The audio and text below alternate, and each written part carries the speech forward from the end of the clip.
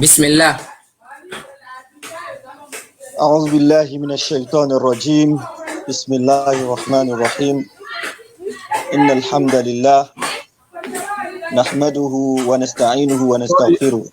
Maybe, brother, you have to mute himself. There is a background noise from your side.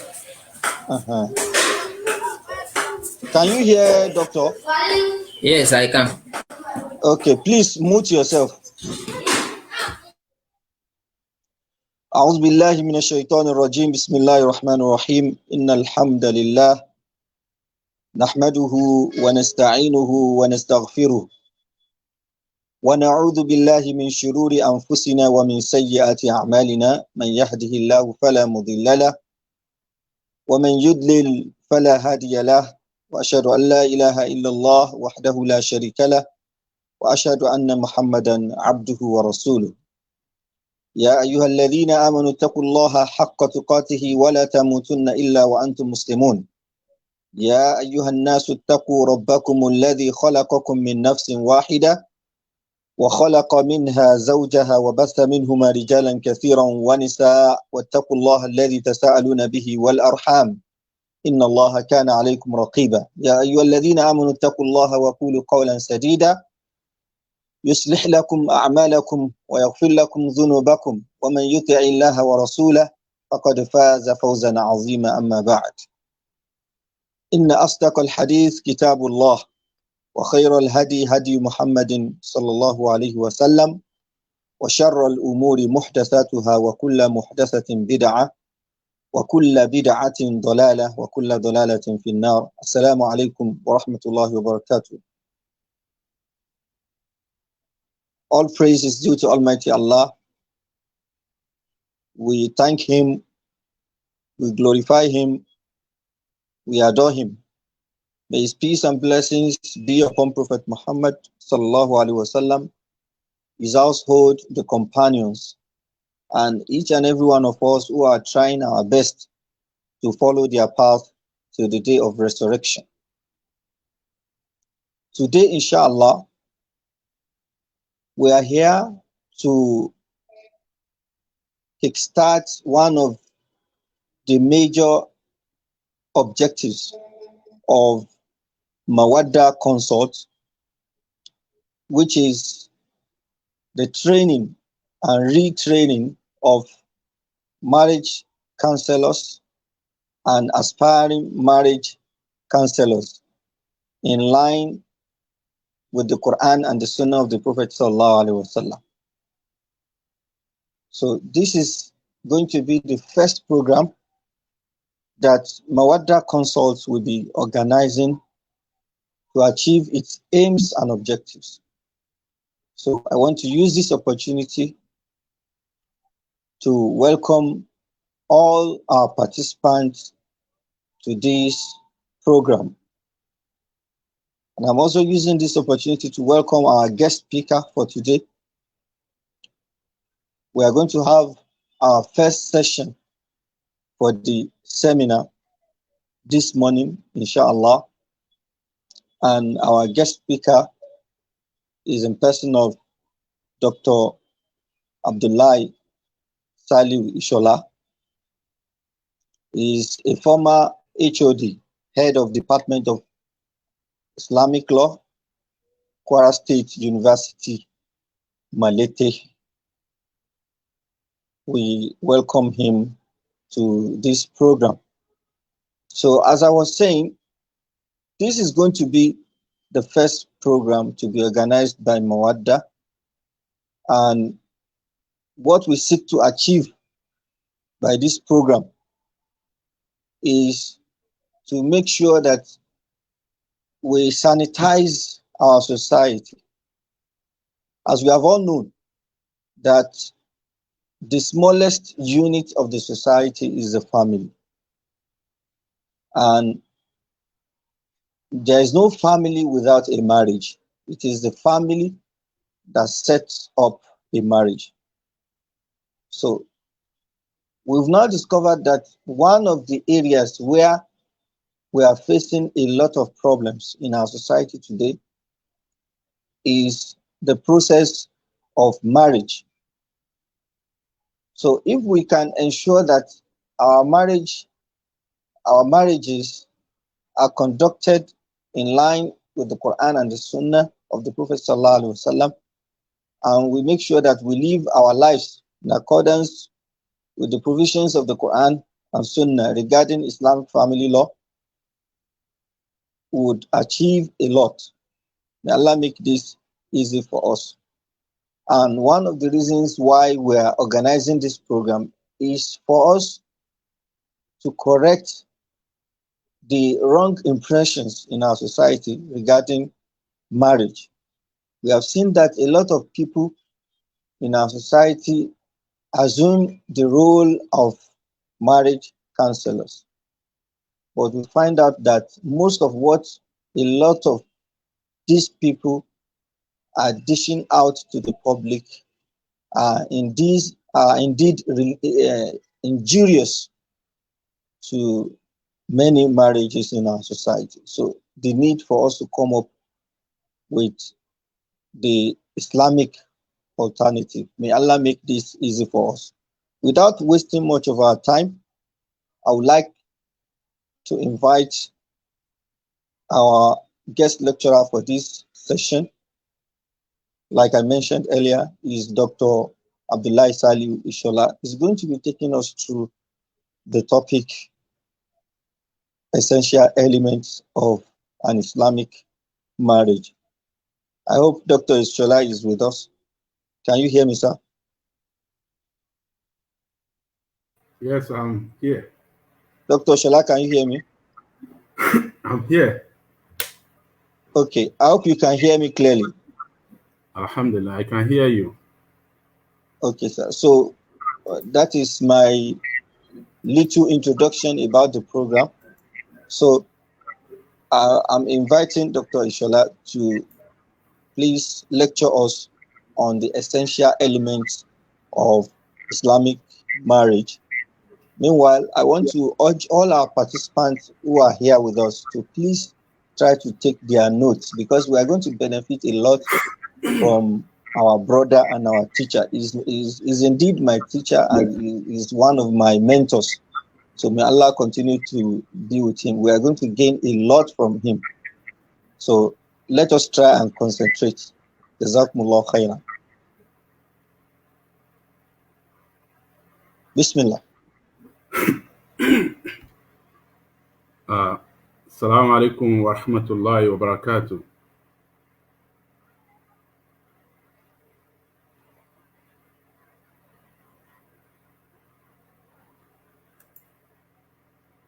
Assalamu alaikum wa rahmatullahi wa barakatuh.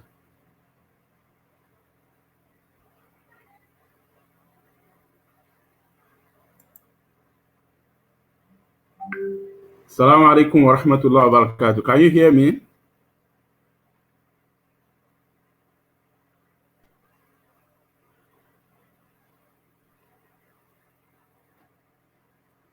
Can you hear me?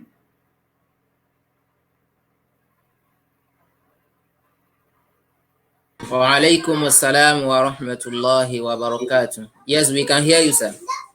Okay, can you see my screen being shared? No, we cannot. So what is happening now? We can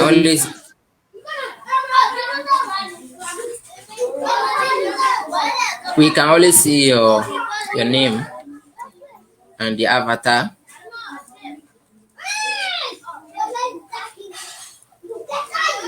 Are you sharing your screen now? Yes.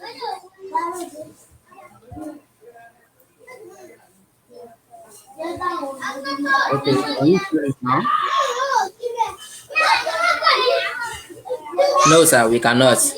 Yes, we can see it now. Okay. Okay.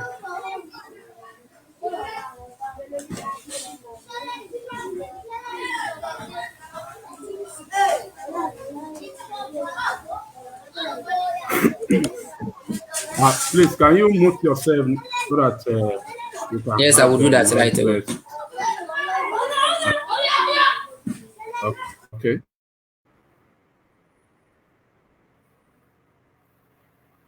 أعوذ بالله من الشيطان الرجيم بسم الله الرحمن الرحيم الحمد لله والصلاة والسلام على رسول الله.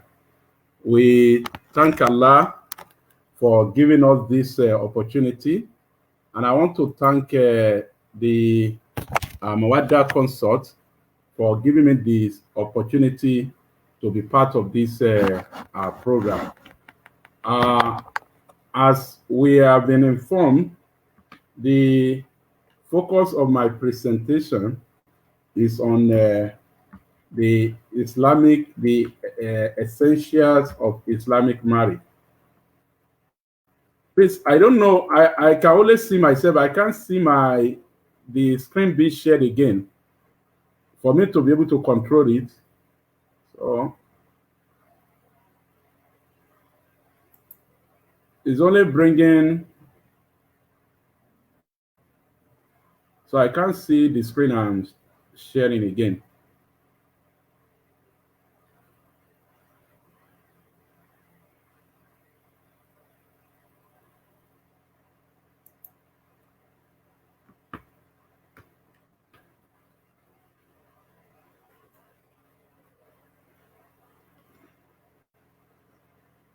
I can't see it, and I'm not able to control it, so I don't know.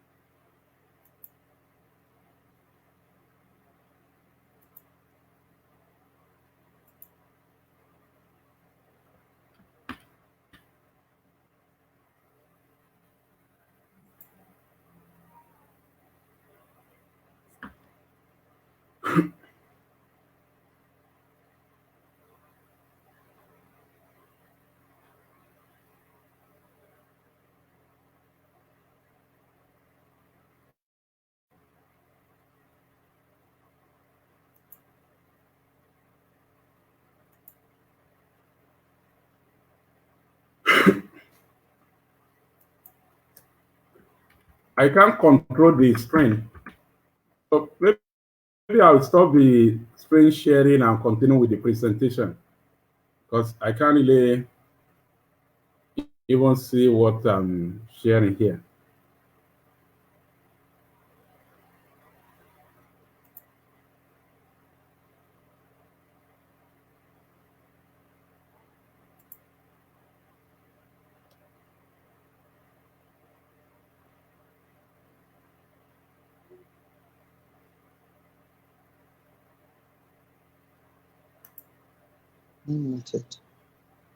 Assalamu alaikum.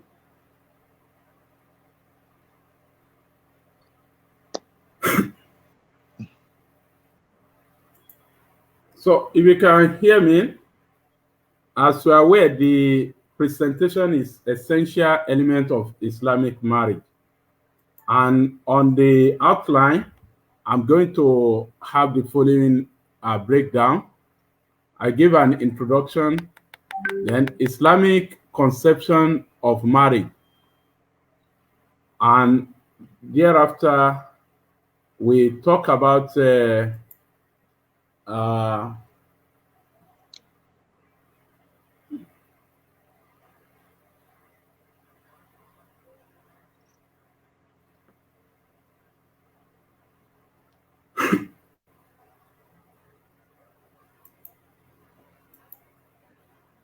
after that, we talk about Islamic marriage within the Nigerian law before we treat the contractual validity requirements for Islamic marriage, and thereafter I make some recommendations and conclusion. Islamic law is a major source of law in Nigeria, so much that there's even constitutional recognition for it. So this is very important as marriage counselors and professional practitioners, that we know that Islamic marriage, that is regulated by Islamic law has a very strong hold in Nigeria, even under the constitution. So there is a special recognition for Islamic personal law matters, and marriage is one of them. When we look at section 266 and 277 of the constitution, so we are going to see this there. And Islamic personal law matters are mostly seen as free service-oriented aspect of Islamic law, except for lawyers. This is where the issue of professionalism will come in. That as marriage counselors, practitioner, we see it as a career, not just as a free service. And this will also be an opportunity to create a kind of employment opportunity for us. So Islamic legal practice seem not yet officially integrated into the legal profession in the country. This is because the common law aspect of a legal profession, it is only a lawyer that is allowed to engage in such services. But when it comes to the Islamic legal practice, we see that even those who are not lawyers can also be involved in it. An example is this Islamic marriage counseling practice. So what we are saying in essence is that there is no legal constraint for anybody to take up Islamic marriage counseling practice as a profession, as a specialist, that you will be engaged in that practice. Then looking at this, at it from this perspective, we will see that there is an opening, a window of opportunity, even for Sharia trained lawyer, Sharia scholar, and Islamic studies scholar to be involved in the practice of a marriage counseling. But we realize that this area is still very much underexplored. So the Islamic family law practice, which covers Islamic marriage counseling, is being seriously underexplored. We don't have so many marriage counselors, and this is a very, very important area that we need specialists and practitioners. Essentially, let me make this clear, that one cannot be a good Islamic marriage counselor without the knowledge of Islamic family law. And that is why this webinar today, which is focusing on Islamic family law, is very, very important to us. And the topic of the current presentation, which is essential ingredients of Islamic marriage contract, is an aspect of the Islamic family law that we need to understand clearly and very well. So it's a pity that I'm not able to share my slide, because I just feel like talking to myself like this. So I don't know if I'm being followed like I would have loved to. Now, let's look at the Islamic conception of marriage. Can you please forward the slides to me, sir? Now? Can you please forward the slides to me on WhatsApp? Maybe I can do that for you from here. Okay, let me try to do that. All right.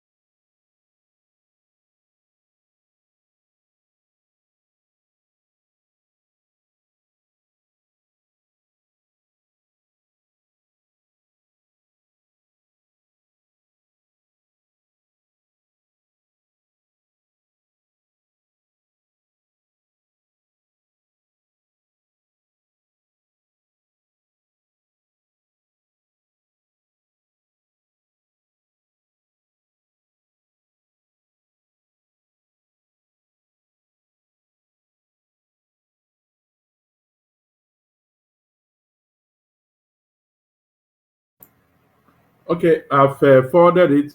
So let me continue my presentation while you try to share with us.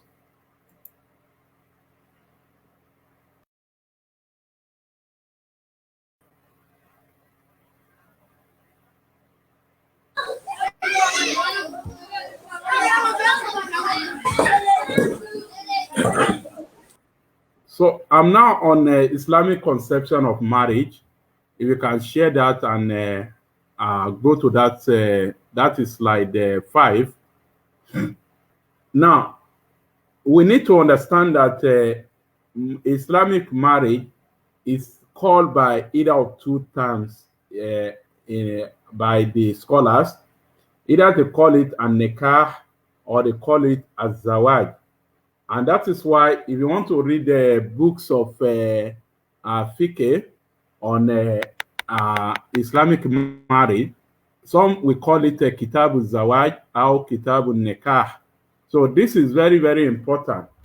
And as simple as the two terms are sound to be, there are some differences between them in their usage.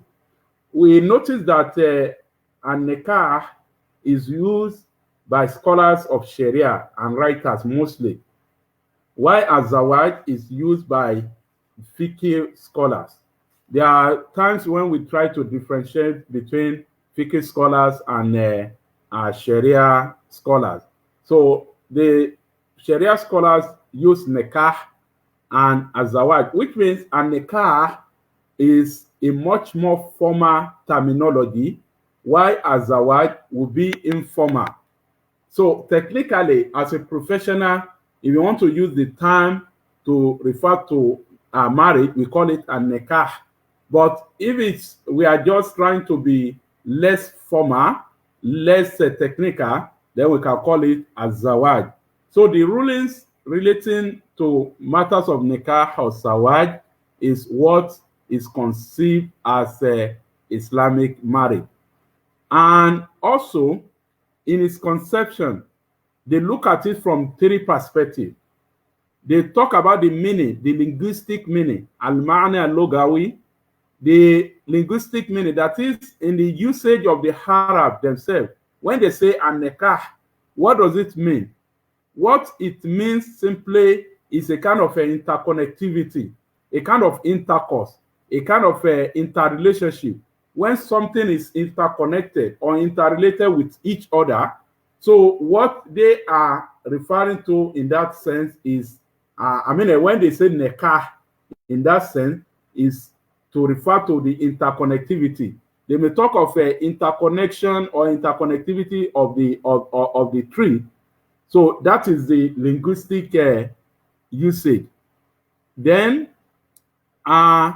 they also, they also use it as an intercourse between a male and a female, without necessarily referring to whether they are married or not. So when there is intercourse, they call it nikah. So there is another usage, which is the ma'na usuli. So this one is said to be the Sharia usage, and that one simply means something that will make a man or woman lawful for each other. Then there's also the meaning of among the jurists, that is al-ma'na fiqhi. So all these three conceptions are also important for us to understand what they mean and how they are used. So the summary, therefore, is that Islamic marriage, which is nikah, simply means a contract, that is al-aqidu, making a man and a woman lawful to each other for access and interaction with consequential rights and duties. So it is only through the marriage, nikah, that a man and another woman will be lawful to have access to each other and to interact closely. And it is not just for that reason. There will be some consequential rights and duties attached to that relationship. So this is very, very important. Now, we also need to understand the legal rulings of marriage, because in Sharia, we need to understand the legal ruling on a particular matter so that we know whether it is something that is required to be mandatory or just voluntary. This is what is called a hukmu and nekah or hukmul zawaj. Now, to the majority jurists, they consider marriage as a mustahab. That is, it is something that is recommended. When you do it, you get reward for it and you are encouraged. But if you don't do nikah, you don't get married, then there may not be any punishment for that. Why the jurists of the Zahiri school, like Dawood al-Zahiri and Ibn Hazm, so they consider it as wajib.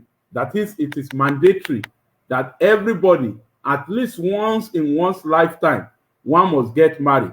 So if you have married and for one reason, maybe due to the death of a spouse or due to divorce, you remain unmarried. They say once you have been married once in your lifetime, it is, you have fulfilled the mandatory requirements of marriage. You are no longer under compulsion to remarry. So that is their own view.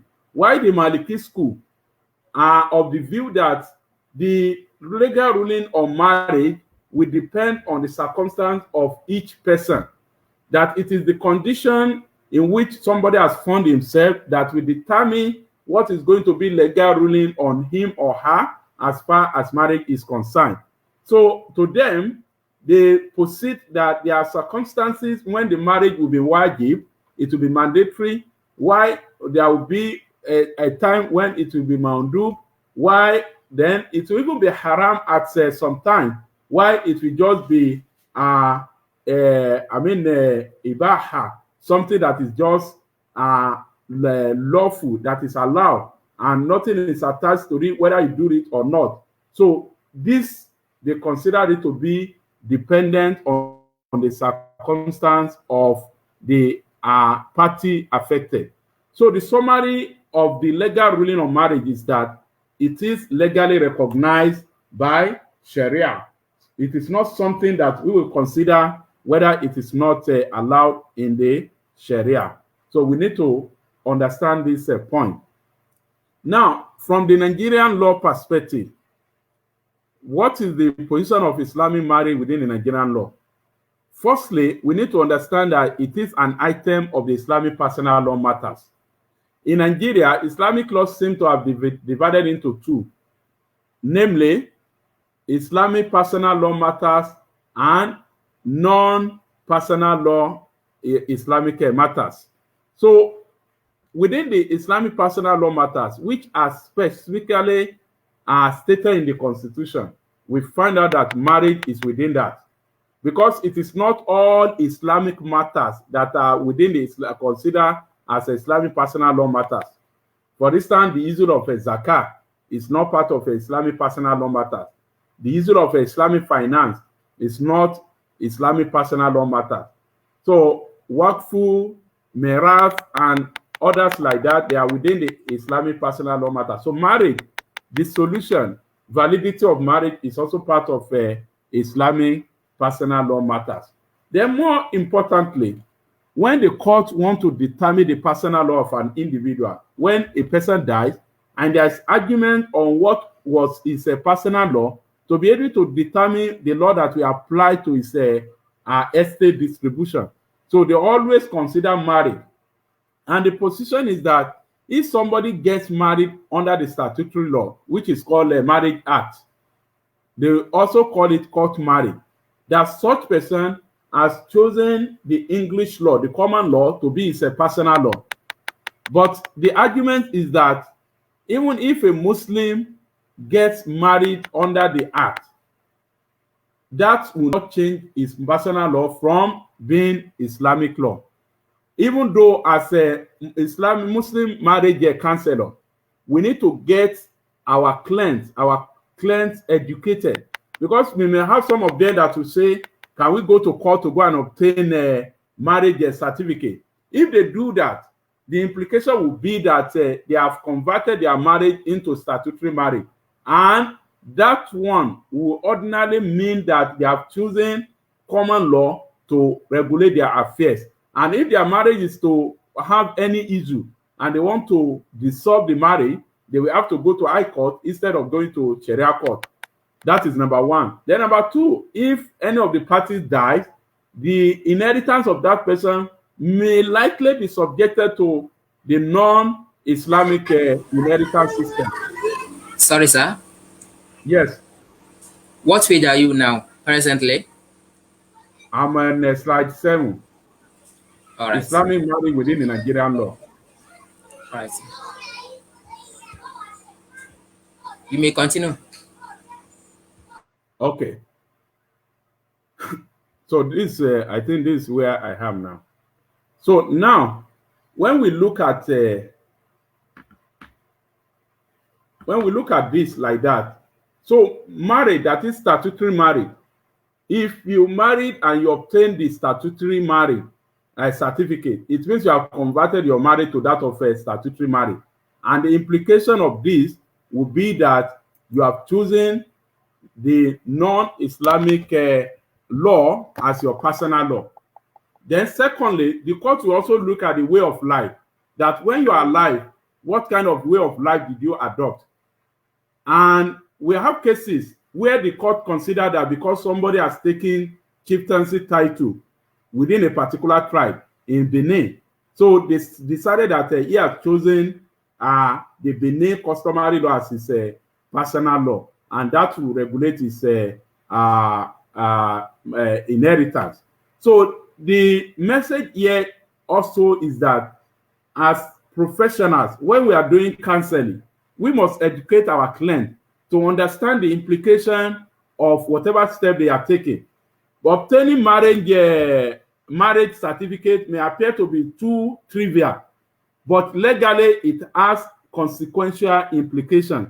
And the consequential implication simply is that it will convert your marriage from that of Islamic to that of a non-Islamic marriage system. And that is why we are making a case that as professionals, we should also fight for a situation where the court will understand that once somebody is a Muslim, even if he chooses to go and do statutory marriage, that one will not change his personal law. Then we must also appreciate that we have some constraints in the sense that when there are some constraints in our marriage practice in Nigeria, Islamic marriage. One of it is the recognized marriage certificate. If we will not deceive ourselves, Islamic marriage certificates, yes. Is everything fine now? Yes, everything is okay. Good. So Islamic marriage certificate is not recognized, so to say. It's not a recognized certificate by the Nigerian government. And we have practical experience in this regard. We have had a situation where someone abroad and they want their spouse to join them, and they are required to produce marriage certificate as evidence of the fact that they are couples. So when they produce all these marriage certificate that our organization issue, like Ansaruddin, Ansar Islam, this organization or that organization, they will never be recognized. And more worrisome is that the Sharia Court of Appeal, like in Ilorin, they have started issuing marriage certificate. But despite that, we also produce that for the embassy. The Nigerian embassy, not even the foreign embassy, even those other embassies of other countries, they are not bothered. They will recognize it, but they will usually require that we should take it to the Nigerian embassy in that country for certification, for authentication. But when we take such certificate, even that of the Sharia Court of Appeal, when we take it to the embassy, they will say that they don't recognize it. And this is a major problem. So it then means that our Islamic marriage, even though it has legal recognition, it does not enjoy, maybe we say political recognition. It enjoys legal recognition, because you can be married and be considered as husband and wife when you do Islamic marriage. But when it comes to official evidence and to produce a marriage certificate or the marriage certificate that we usually obtain that will be happening on our nikah, that we are signing a marriage certificate, they become just ordinary paper that does not have any value, even that of the Sharia Court of Appeal. So in that regard, we should know that as professionals, we have a task to now work towards making to come up with a Muslim marriage certificate that will be recognized. Please go back to that slide. I'm still on that slide. Yes. So we need to work towards that. And that is why there is need for us to work towards having marriage registry. And the arguments they always put forward at the embassies is that there is no documentation, that we don't have any specific registry, marriage registry that is recognized in the country. So if at the official level, the government cannot do that. So we are looking at the private level, that there should be private openings of a marriage registry. And this is another area that as Islamic marriage practitioner, we can specialize in. One can open a marriage registry and make a kind of education to people that when you marry, come to this registry to register your marriage, and through that, if the government has given it a kind of recognition, then it becomes something to be reckoned with. So the Mawaddah may consider opening a Muslim marriage registry and work towards public enlightenment on this. So over time, by the time we start it, we may be encountering some kind of challenges. But if we continue over the years, I believe we are going to make some progress in that regard. So next slide.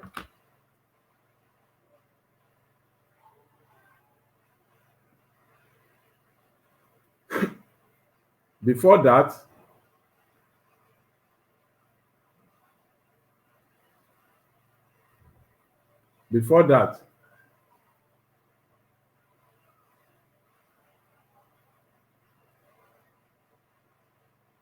okay. So now we move to the marriage contractual validity requirements. I hope that's okay. This is the next one. Now, for the marriage to be required, to be valid, marriage is considered as a contract like any other contract in Islamic law, but it is said to be a social contract, and the clear procedures are stipulated for it in the Sharia. The starting point is what is called al-khitbah. So this concept of khitbah has been misunderstood by a lot of people. It is the process by which we take steps to express the willingness, a kind of proposal to marry. There are a lot of argument that who do we make this proposal to? Is it directly from the husband to be to the wife to be, or from whom? We will see some say that it should be from the husband to be to the father of the woman to be. But it appears that our circumstance, the situation we have found ourselves, does not really promote that practice. But all that matters is that khitbah is not yet making a marriage to be complete. And this will entail, if under normal circumstance, that you want to look at the person you want to marry. For instance, if it is a Niqabite, you want to know how does he look. So under the concept of khitbah, you are allowed to do that, so that you'll be able to form an opinion. We are all familiar with the hadith of the Prophet when somebody said he wanted to marry somebody, and the Prophet said he should go and try to look at, to have a glance at that person. So khitbah will allow you to do that, and there will not be any error on that. That is number one. Then number two will now be that some practices in our society that would fall within the khitbah, but because of the erroneous misconception, we may want to take it as a kind of a marriage. And that is why we have to understand that before we can say there is already a marriage between a man and a woman in Islamic law, there must be akidu. And what does this akidu mean? What it means is a deliberate fulfillment of all the requirements for joining a man and a woman. I can't see my slide. Okay. Deliberate fulfillment of all the requirements for joining a man and a woman together to become lawful to each other as husband and wife. So if you have not deliberately taken all these requirements, then whatever relationship, like in a learning, where they will go that they go on a request, a kind of family application, and after that, they will write a letter to them. We are giving this person to marry this and all that. And people will come and do a kind of Thanksgiving, and they will distribute kola nuts and all these things. All of them, they are still within the khitbah process. So every tribe, we have its own way of doing its own khitbah. But khitbah will not be equivalent to nikah until when the akidu nikah, that is the contract of nikah, is done. So that contract of nikah will be done when all these requirements, the requirements in that regard are fulfilled. And these requirements are otherwise called essentials of marriage contract, or they are called conditions, they are called ingredients, at times they are called fundamentals, and they are called necessaries. So these requirements are in two folds. We have those that relate to the contract itself, while we have those that relate to the parties to the contract, that is the man and woman who want to become husband and wife. So next slide.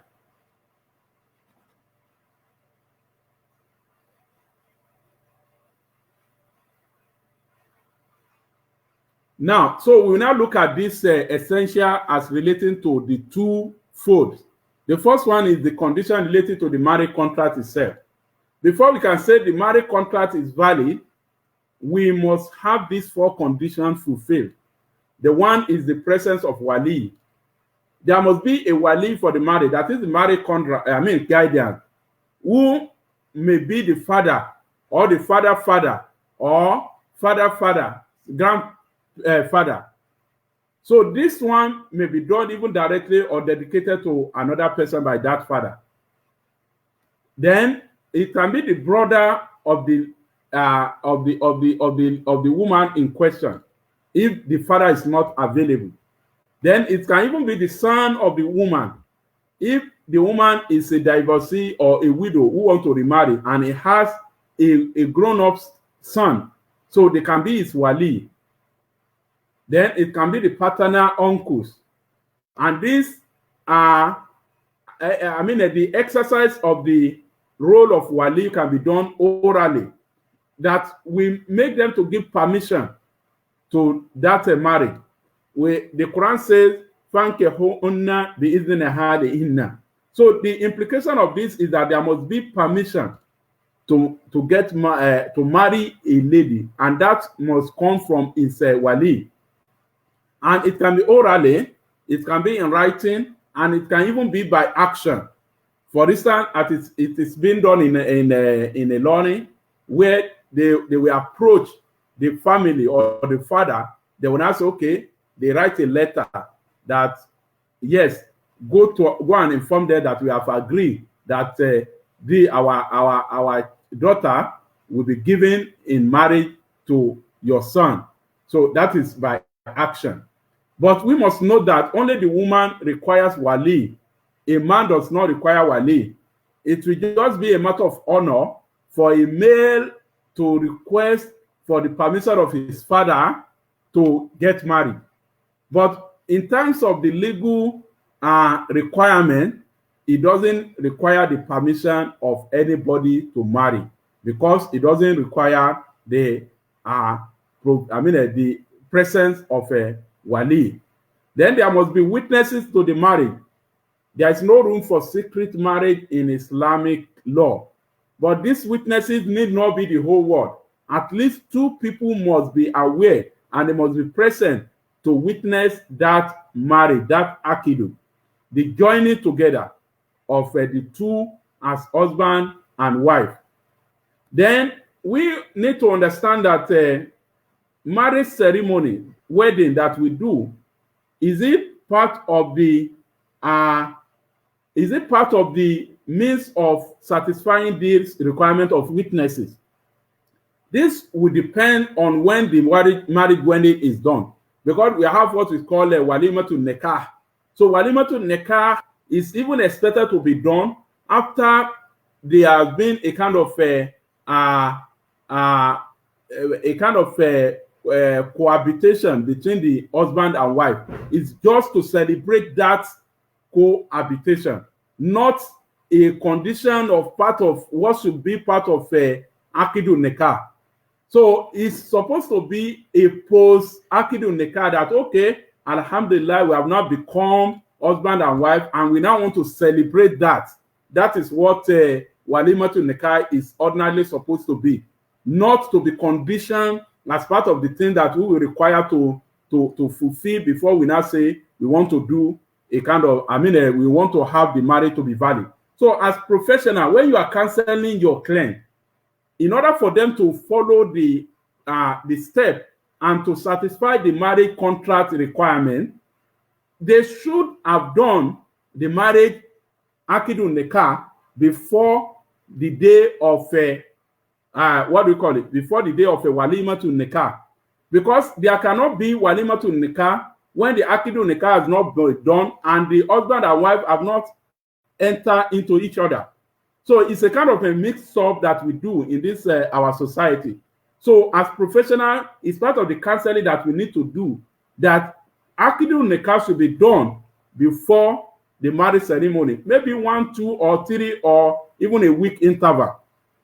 And in order for it to be done in the proper way that is expected, then there must also be mahar, that is the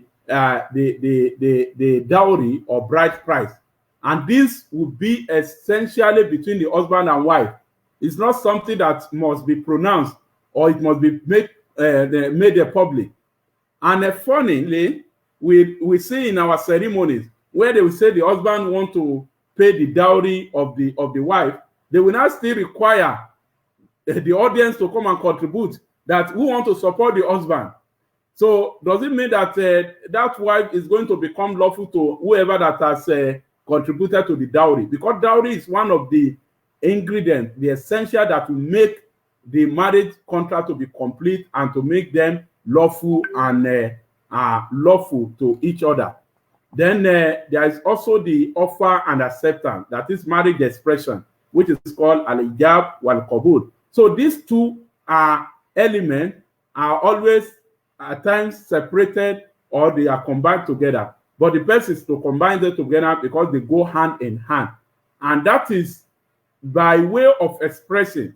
Must it be that the man and the woman must make that expression directly, that I want to marry you, I want you to become my wife, and he will also agree that I agree to become your husband, to become your wife, and for you to become my husband. So this can be done orally, or it can be done by even action. That, okay, they are taking steps, they have agreed that they want to become husband, and they are taking steps. So the offer and acceptance has occurred by that. Next slide.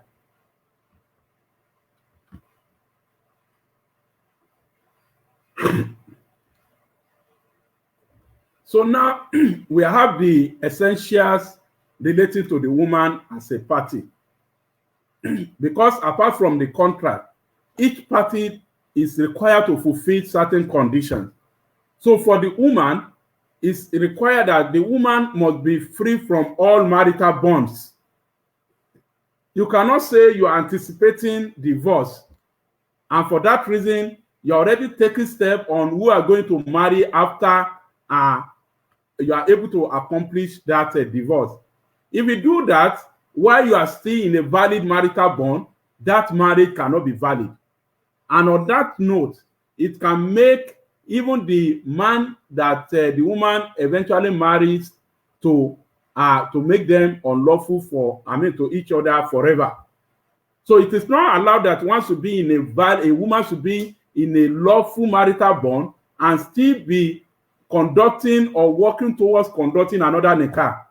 So there must be freedom from all marital bonds before such a marriage will be valid. You cannot say you have problem with your husband and somebody has now agreed that he will marry you, that he will go and take steps to divorce that woman. That man. So that will not make your contract with the new man to be valid. Then there must be freedom from either as a widow or divorcee. You cannot be under the iddah and you are now working towards another marriage. Then the question will be that can khitbah be done during the iddah period when somebody is under the iddah and is now working? Can proposal be made to a widow while she's still within the iddah? There are a lot of arguments on this note. So as counselor, these are the things that we need to understand. So we must have our checklist with regards to the woman, the woman as a party to the marriage. And part of the checklist will be that, okay, fill the form to satisfy. Are you free from all marital bond? Are you under one iddah or the other, either for widowhood or for divorce? So all these things must be clarified because they go into the essential of the validity of Islamic marriage. Then there must be also freedom from forbidden categories by religion. There are some that a Muslim should not marry by reason of religion, and that is the mushrika. There is argument that you can marry a kitabiya, a Christian or Jew. But some scholars have argued that the Jews and the Christian, the Quranic Jews and the Quranic Christian are not the modern Christian. So there's argument in that regard. So it depends on whatever position we want to make, whether we consider that, okay, the Christian are mushrik or they are not.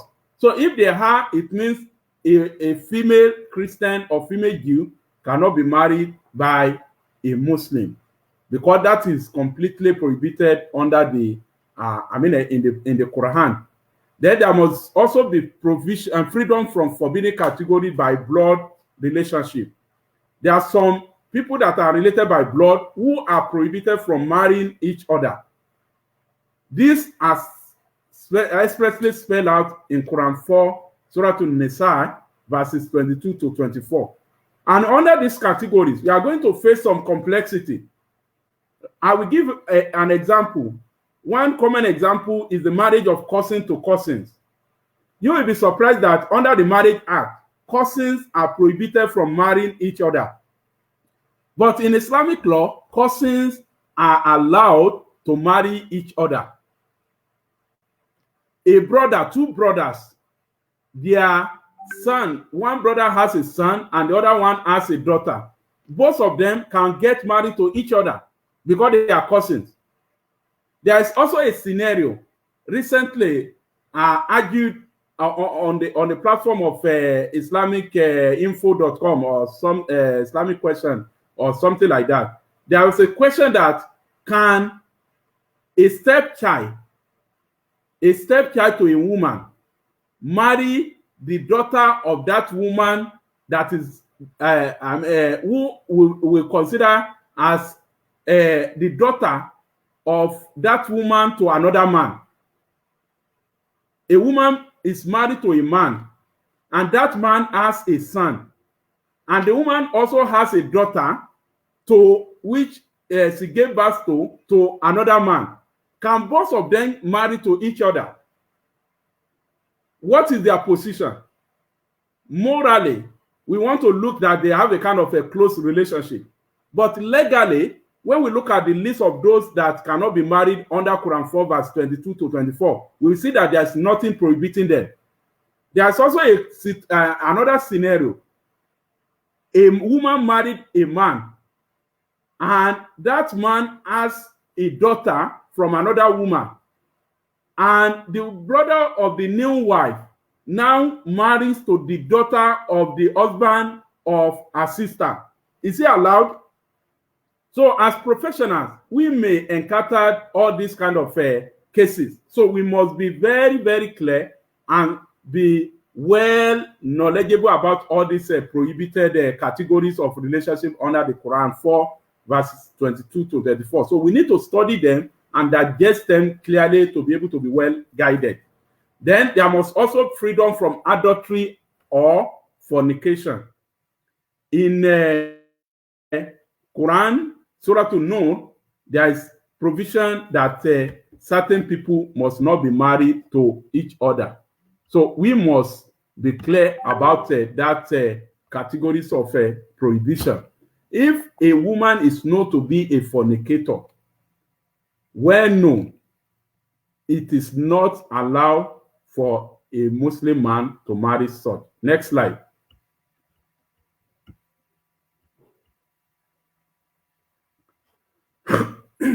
Now, as we have the essential ingredients relating to the man, we also have relating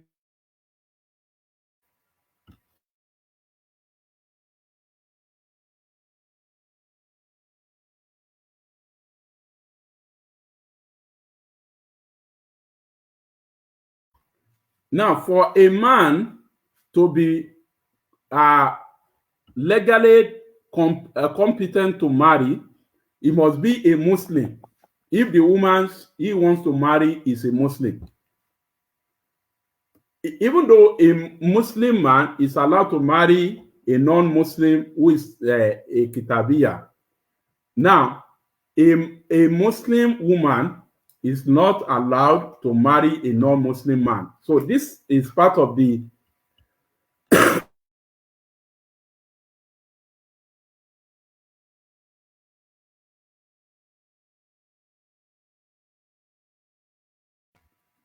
So this is part of the areas we may need to counsel parties on. For instance, we may have a Muslim woman that is bent on just marrying to a non-Muslim man. So we should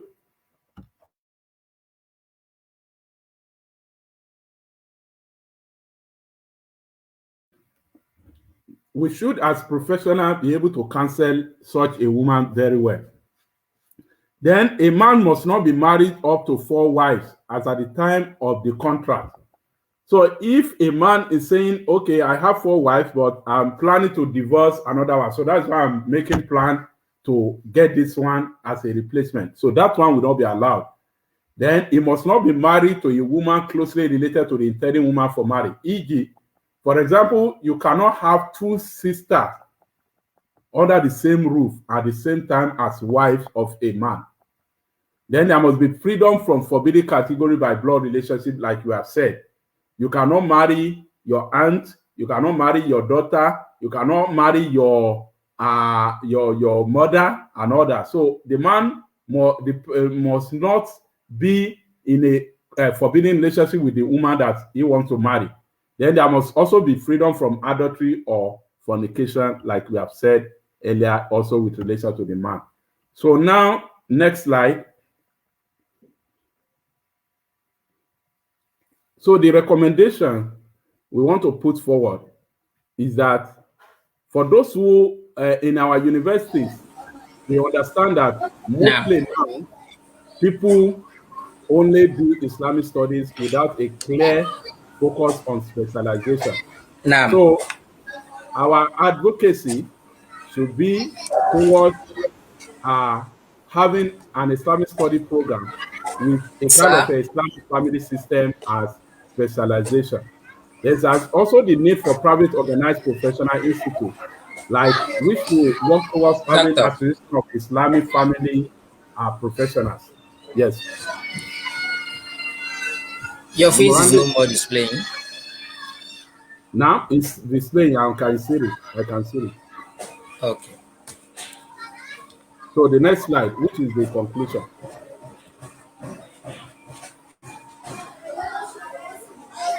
So this conclusion is that there is a strong legal support for the practice of Islamic family and marriage counseling in Nigeria as a career. So there are many other areas to diversify in the Islamic family system. One of it is opening a Muslim marriage registry. So that itself can be area of a specialization. That in this organization, what we focus on is recording of the family marriages by having a kind of a family marriage registry.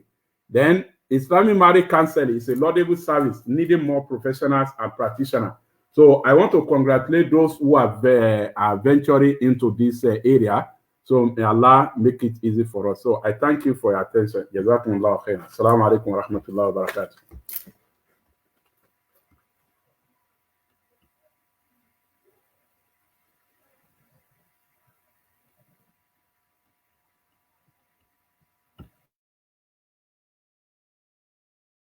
وعليكم السلام ورحمة الله وبركاته. جزاكم الله خيرا.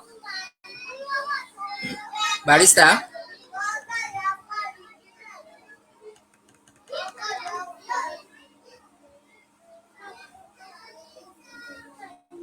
Wonderful presentation. I want to, on behalf of Mawaddah Consult, apologize for the technical problems we've been having since morning. Inshallah, by the evening, inshallah, we are going to improve on this, our technical know-how. May Allah make it easy for us. I must also thank Malam Yunus Olukodo for trying his best to put us through the program. May Allah reward him abundantly. So I think we have been able to get one thing or the other. We have been able to learn some things, some new things about Islamic family law, especially as it relates to essential element of an Islamic marriage contract. And inshallah, we are going to speak with our learned lecturer.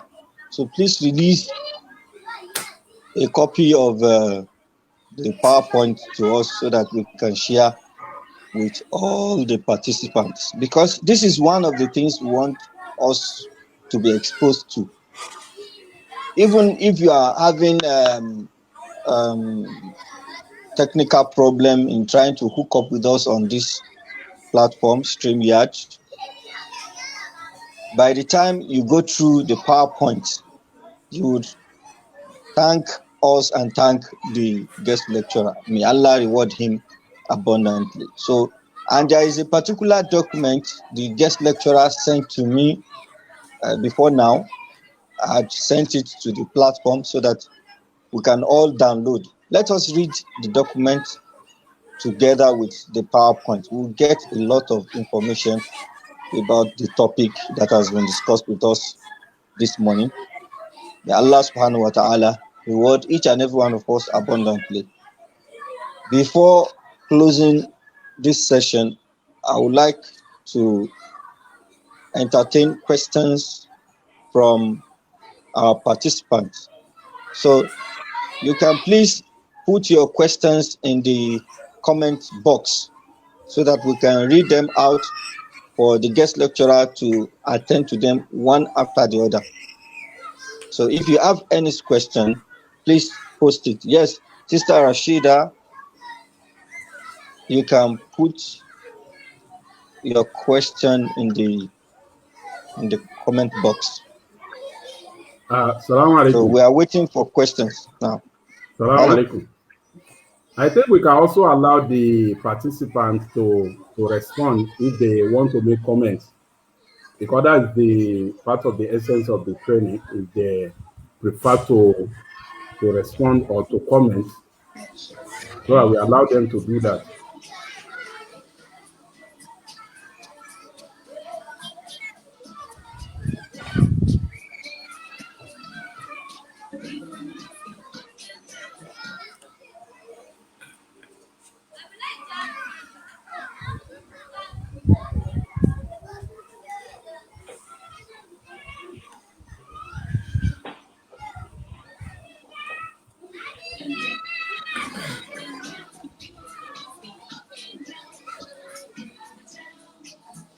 Assalamu alaikum.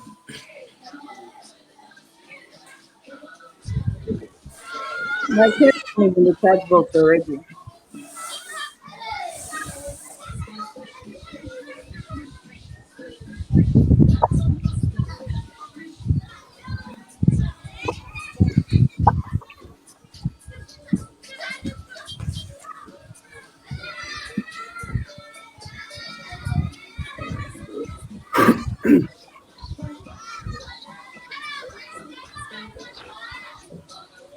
Maybe Doctor Brother Yunus can continue if it appears Brother is not with us again because of time. Ustaz Sanusi.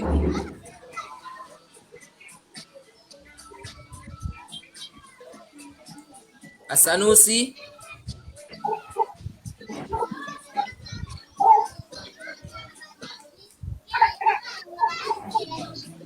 Assalamu alaikum.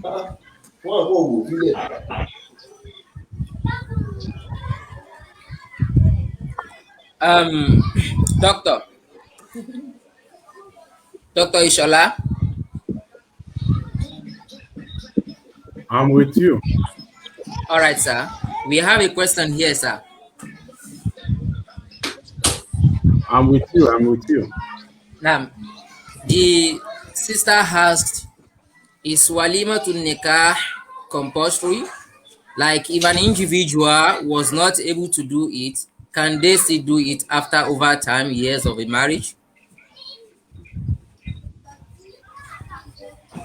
Okay, noted. Sister Hadiza, there is another question from her, which reads, after what point or condition is marriage haram for a Muslim? Anas.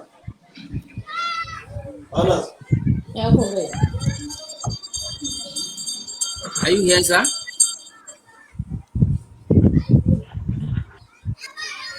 Yes, I'm with you. I'm listening. I'm jotting down the questions. All right, sir. These are the two we have for now.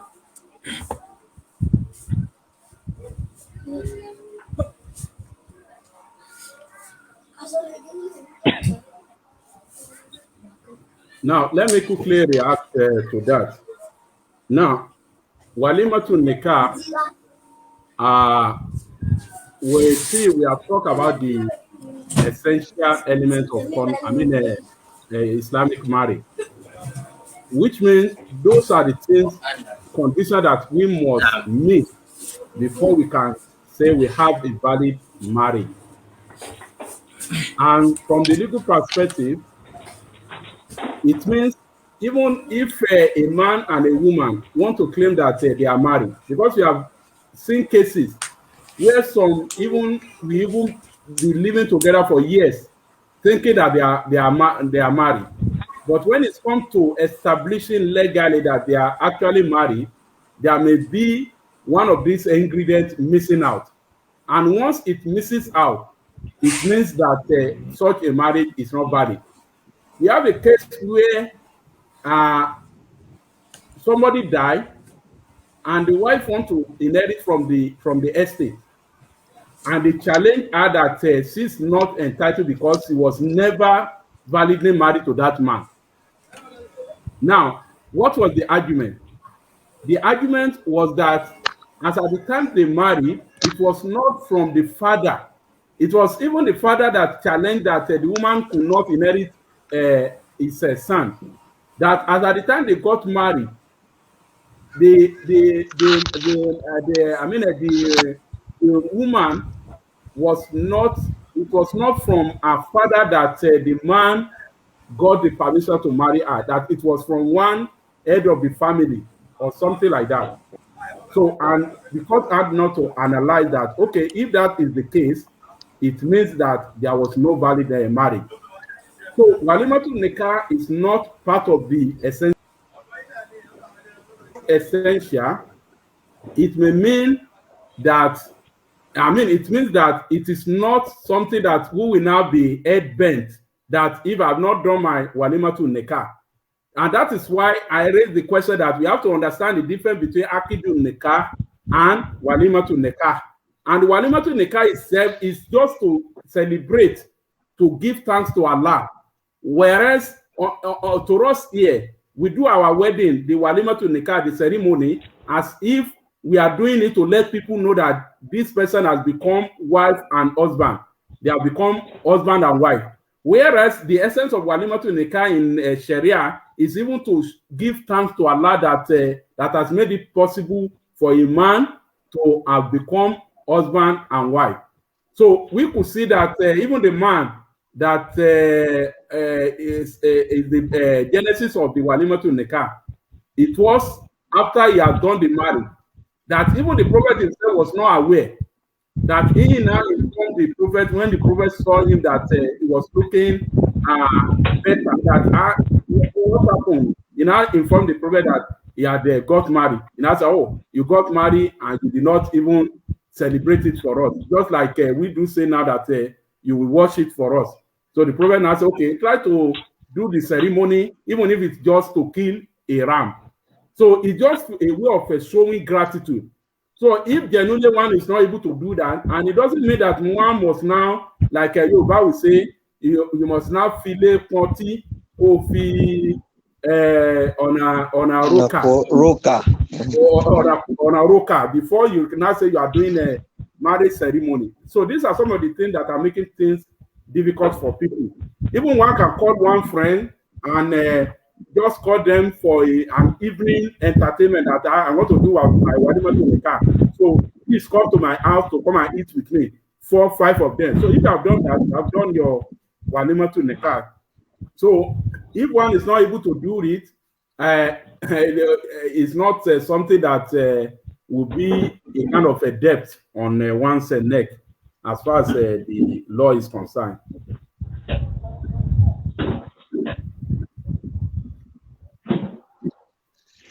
Thank you very much. Assalamu alaikum. Wa alaikum salam. Okay, we have some other questions here. Sister Ibrahim Khadija is asking, as a marriage counselor, what can we do to control the incest cohabitation in some Nigerian Muslim families? Okay. I hope you can see that, sir. Yes. Well, that counseling has been well given to us by the prophet. The prophet has told us that when our children of the opposite sex, when they are 7, we separate their bed when they are 7, and we command them to be praying. And when they are 10, if they are not praying, then we beat them to make them realize that they are supposed to be praying. So we have to control freedom of access to each other as they are growing up, because it is natural. If they get used to each other innocently, they may get involved in the incest. So if we have those that are already into it, the approach will be to, one, properly study the arrangement of accommodation in that family. If the accommodation is that both the male and the female are living together, one of the steps should be that they have to be separated. Then secondly, they have to control their freedom of access to each other in a private arrangement. Then we also have to work on their adab, a kind of their religious orientation. So I think with this, we'll be able to discharge our responsibility as counselors. Okay. Thank you very much, sir. There is another, it's not a question, but it's just a request that maybe we can make the contact of the guest lecturer available to our participants for further consultation. Okay, we are going to look into this, inshallah, but maybe you are going to make more payment to be able to access the guest lecturer, inshallah. Whenever you want to contact the guest lecturer, you have to make sure that you pay for the service, because this profession is now becoming hot cake in our society. So we have to be organized. That is why we are putting up this program, that whatever we want to do, we should have knowledge about it. And as a matter of fact, we should be certified. And I'm very sure by the end of this program, all participants would have something to hold on to. May Allah make it easy for us. Is there any other question before we move on? Inshallah, within 5 minutes, we are going to close the program. So any remark from any of the participants? Assalamu alaikum. Wa alaikum salam wa barakatuh. Please introduce yourself. My name is Hadiza Abdullahi. Now. I posted a question before now. Okay. The question is, at what point or condition is marriage haram for a Muslim? Okay. Okay. I hope the guest lecturer saw the question. You saw the question? Yes, it was an omission. It was spelled out to me the other time. Yes, we are very sorry about that.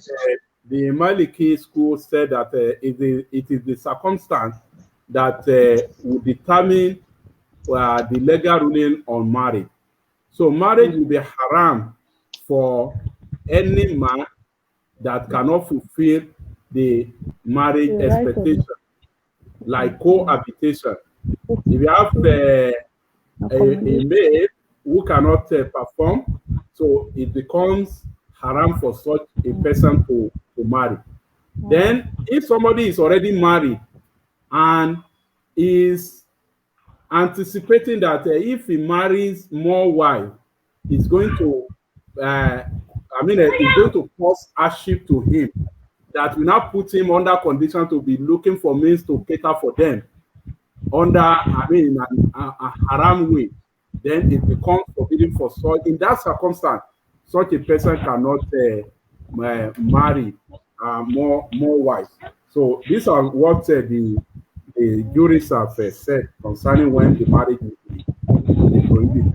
In essence, we will have to study the circumstance of each person before we be able to come to a particular legal ruling with regard to that person. Okay. Thank you very much. Assalamu alaikum. Wa alaikum salam. I also want to know the view of the lecturer on pre-wedding photos and ceremonies before the nikah, before the act the nikah. Okay, pre-wedding pictures. Pre-wedding pictures. It's so rampant now. Well, there are two things there. The first one is even the position on picture itself. Taking picture, without reason, just be taking picture. That one itself is there. Then the second one will not be that what is the legal lawfulness of the two of them, to the extent that they can even be close to each other. So it is haram. It is an haram thing. And if you know any of those persons doing that, if you have the opportunity to educate them, so it is necessary to do that. And as a Muslim marriage counselor, I'm happy that you raised this. We should not think that our focus will just be on how will you conduct your marriage, and after the marriage, go and study the book of Brother Sudesi, Allah, sex and intimacy. It goes beyond that. There are some things that we need to be observant. Everything that is going on in relation to issue of marriage, even the conduct of the ceremony itself. So these are some of the things that we need to be looking into. So that practice is unfortunate that becomes so rampant, but it is within the haram marriage practice. But there is no basis for it. The higher they would say that the relationship that exists between those two parties, it that they are already on the khitbah stage. But being on the khitbah stage does not mean that they have become even husband and wife. Even if it is it happens that they have even done akidu nikah, and it is the ceremony they want to do, that they are not doing all this picture. So it's not part of the marriage practice of Islamic. So it is a strange and a foreign practice that has been adopted, which is not Islamic, and has to be encouraged. And as counselor, is one of the things we have to educate our clients on to avoid. Thank you. Thank you very much. Walaikum salam. I'm Ibrahim Khadija Tunai. As regard what the lecturer has just said now, as we are, as some of our society and people in the society are adopting the Western ideology, I want to ask a question as regard the reception ceremony, which they normally conducted after the nikah or whatever. So immediately I didn't like the thing, but some allies and Islamic scholars in our society usually do the same thing for their children. Whether they want to marry a lady, one of their son they want to marry their daughter to another Muslim. So they do these things, and they still have some proof that they can do it to the land. And immediately you see the way they are doing. It's not Islamic. So I want the lecturer to shed more light on this. Is it allowed? And so many of them, they used to expose their body during these ceremonies. So what can we do as a counselor and as a lecturer? What's your position on this? Hello, sir.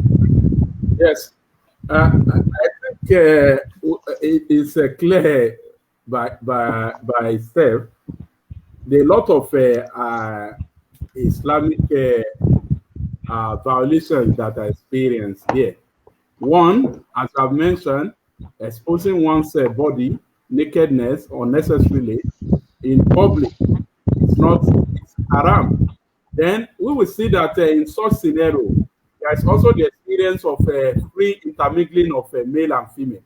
So these are some of the things that we have to, as a professional, to educate, so that those that pass through our counseling, when they are conducting their wedding, people will begin to see the difference between those that just do their wedding without the requisite, requisite counseling. So all these things, any packaging or kind of branding that they want to add to the wedding, that will not be towards fulfilling a requirement of the Islamic marriage, should be discouraged. For instance, it may be that if you want to do the wedding, like you have said in the material distributed, the purpose, because as a Muslim, we must have the intentional basis for whatever we are doing. If you are doing wedding, our intention should be that we want to popularize the wedding, so that as many people as possible we get to know that this person has become husband and wife to this to the other. So if that is our intention, then we must focus on that basis. So I hope that is clear. Okay, sir. Thank you very much. Inshallah, we have come to the end of today's session. We have come to the end of this morning's session of our seminar for marriage counselors and aspiring marriage counselors. Once again, I want to thank my brother, my mentor, Dr. Abdullahi Saliu Ishola, for making himself available for this session. The Almighty Allah reward him abundantly. He is the former HOD.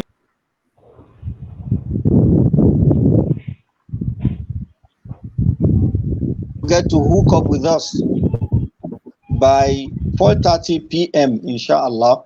We are going to be welcoming one of our brothers, my friend and my teacher, Malam Sanusi Lafiaji, who is going to be taking us through the topic relating to the rights and responsibilities of couples from the perspective of Islamic law. May Allah make it easy for him. So, inshallah, before then, we'll be able to improve our technical service. So, in case you have any other question relating to the topic discussed this morning, please feel free to share them on the platform we have created for Mawaddah 001. May Allah reward each and every one of us abundantly. I can't thank you enough. I also thank my brother Yunus Olukodo for making himself available for this program and for providing us the technical service. Allah reward each and every one of us abundantly. So till we meet again in the evening, I say Assalamu alaikum wa rahmatullahi wa barakatuh. Subhanakallah wa bihamdik. Nashhadu an la ilaha illa anta nastaghfiruka wa natubu ilayk. Jazakumullahu khairan. Ameen. Assalamu alaikum. Wa alaikum assalam.